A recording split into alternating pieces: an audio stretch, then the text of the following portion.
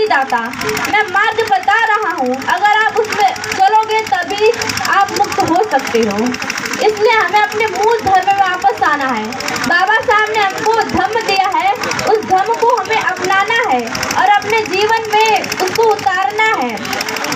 अगर आप भारत के वास्तविक इतिहास को उठाकर देखोगे तो तथागत बुद्ध को भगवान कहा जाता है। जैसे हमारे समाज में कोई घटना घट जाती है तो कोई भी महिला हो या कोई भी पुरुष हो, उसके मुंह से अचानक निकल जाता है ये भगवान। अब ये भगवान कौन है? ये भगवान जो शब्द है वो किसी परलौकिक ईश्वर के लिए इस्तेमाल नहीं किया गया है। पूरी दुनिया में सिर्फ भगवान बुद्ध ही ऐसे व्यक्ति रहे हैं जिनको भगवान कहा गया है। लेकिन समस्या ये है कि हम ये भगवान तो बोलते हैं, लेकिन हमको लगता है कि हम किसी आसमान में रहने वाले भगवान की बात कर रहे हैं।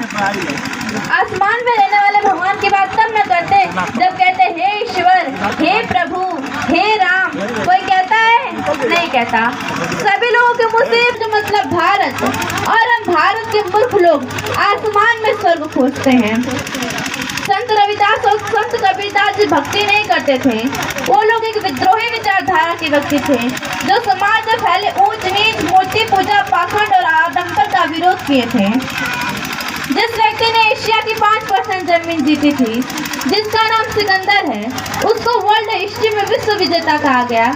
तो सोचिए, भगवान बुद्ध ने तो पूरे एशिया को ही जीत लिया था। एशिया यानी पूरी दुनिया को जीत लिया था अपने ज्ञान के बल पर, अपने नॉलेज के बल पर। फिर उन्हें विश्व गुरु क्यों ना कहा जाए? बताइए, उन्हें विश्व गुरु क्यों ना कहा जाए? फायान के साथ यात्री एक आया था। फायान को जानते हैं ना, एक चीनी यात्री था, बौद्ध विद्वान था। तो फायान के साथ एक यात्री आया था जिसका नाम ताओचीन था। तो जब वो हमारे देश में आया और उसने हमारे देश को देखा तो बोला ये कितना सुंदर देश है, अब मैं अपने देश वापस नहीं जाऊंगा, और अगर पुनर्जन्म होता होगा तो। कहा नहीं कि पुनर्जन्म होता है, अगर होता होगा तो मैं भारत में जन्म लूंगा। सोचिए कैसा रहा होगा हमारा वो बौद्ध में भारत। लेकिन आज हमने इसे क्या बना दिया है, ऐसे रहते हैं। तो मैं आपको बता दूं, धर्म में रहने से आपका कोई भला नहीं होगा, क्योंकि पिछले 500 साल से हमारा समाज धर्म में ही रह रहा है, अंधविश्वास में ही रह रहा है, आडंबर में ही रह रहा है। लेकिन कोई विकास हुआ नहीं हुआ।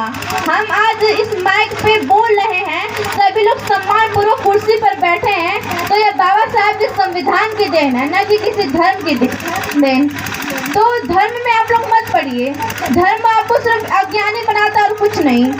धर्म को आप धार्मिक किताबों को पढ़ोगे तो उसमें लिखा रहेगा कि हनुमान ने सूरज को निगल लिया, राम सोने के हिरण को मारने चला गया था, सीता का जन्म घड़े से हुआ, गोबर एवं गौमूत्र से हमारी सारी बीमारियां दूर हो जाती हैं, दुर्गा जी के 8 हाथ हैं, गणेश जी की पहली प्लास्टिक सर्जरी है, गाय के पेट से गोकर्णनाथ का जन्म हुआ, कुतिया के पेट से सोनिक ऋषि का जन्म हुआ, मकरी के पेट से मकरध्वज का जन्म हुआ जो कि हनुमान के पुत्र कहलाते हैं, महिषासुर का जन्म भैंस से बताते हैं।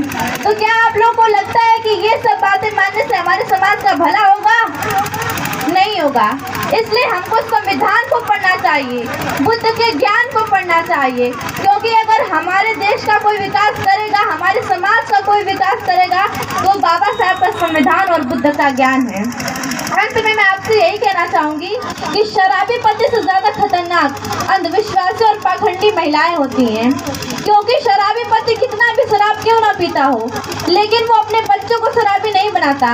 लेकिन ये अज्ञानी महिलाएं अंधविश्वास और पाखंड अपने बच्चों में कूट कूट कर भर देती हैं और उन्हें मानसिक रूप से गुलाम बना देती हैं। तो इन्हीं सब बातों के साथ मैं अपने वाणी को विराम देती हूँ। नमो बुद्धाय, जय भीम। अब अगली कड़ी में अब बच्ची का टैलेंट आप लोगों ने देखा होगा।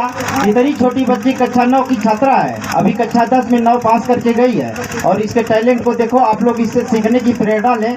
इस अगली कड़ी में उमेश जी आएंगे, उमेश मास्टर साहब।